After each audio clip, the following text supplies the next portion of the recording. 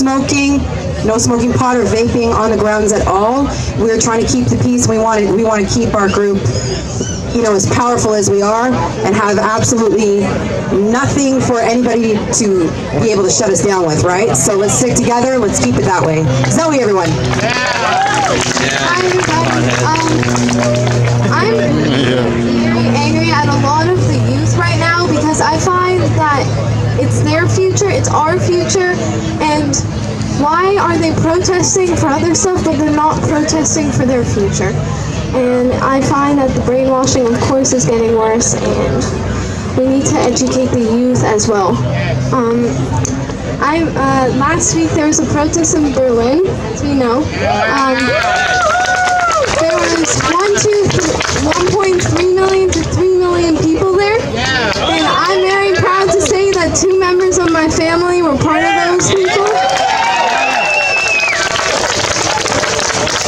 Even though lots of people in Germany have already felt this, and I think there should have been more, I'm proud of the progress, at least. This week I went, just saying, for a lot of people that don't really understand with the mask stuff, a lot of the shops, they treat kids the same way that they treat adults, and it's very disrespectful what they're doing. I went with a friend. He also is immune compromised and he can't really wear a mask. So me and him, we went inside H&M in a mall. It worked. We got inside without a mask. But a security guard approached us and she said, excuse me, why aren't you wearing a mask? We told her that we had medical exemptions. We even showed her our cards. And she said, if you're in close contact with any person in the store, we're gonna have to escort you out. And me and him kind of just ran out. We didn't really want anyone to get angry at us at that time. But there's another huge problem that's going to happen with the schools now. I'm very nervous about the bullying that's going to happen with the kids that don't wear the masks. I mean, a lot of us here are already pretty used to it. I'm pretty used to it with the going into the stores, but also with the vaccines. In grade 7, I did a project about vaccinations, and I had gotten a lot of hate in my schools because of it. Even a teacher, he said some very bad stuff about anti-vaxxers and about how uneducated they are and how it's not their right to put other people in danger. And oh my god, I was ready to rip his head off, but my friend stopped me.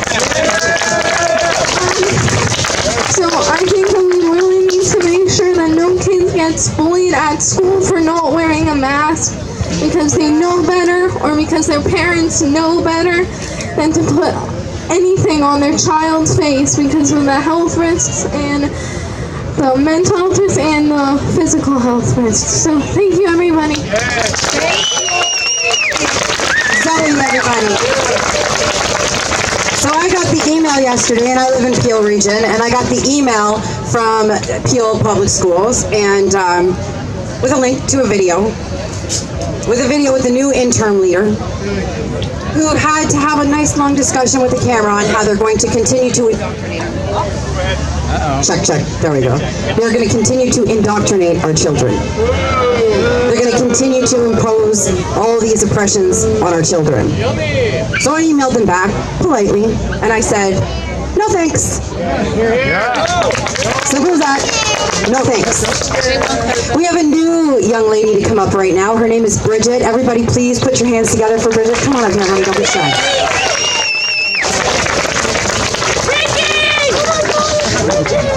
My name is Bridget, and I'm 14 years old. I thought I'd just share some of my experiences with the lockdown so far.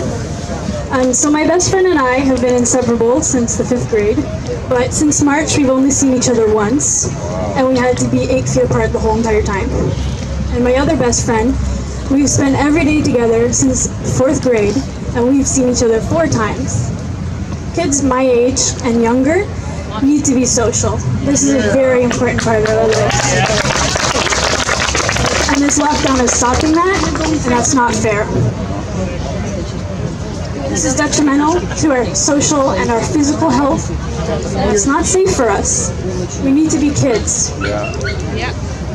Like I said, I'm 14, so I just graduated grade 8, and we didn't get any type of graduation or party. A lot of us have been friends for 10 years, and we didn't get to say goodbye before we went to different schools, not even to our teacher or our principal, and it was our last year with her. She moved schools, and nobody got to say goodbye. We didn't get any hugs or anything.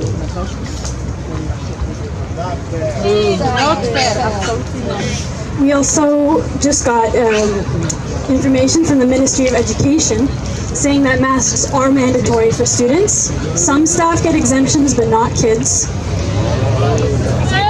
And they also said, at least in my school board, there will be constant contact tracing, where kids are sitting and who they're talking to, where they are in the building at all times.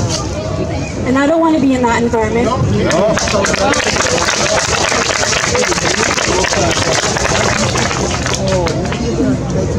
We also just got an email from the company that sells our uniforms saying that they added masks. So every kid in the school is going to look exactly the same. There'll be no individuality, and I don't want to be around that. So my dad and I have been coming since the second or third week, and I was recently asked why.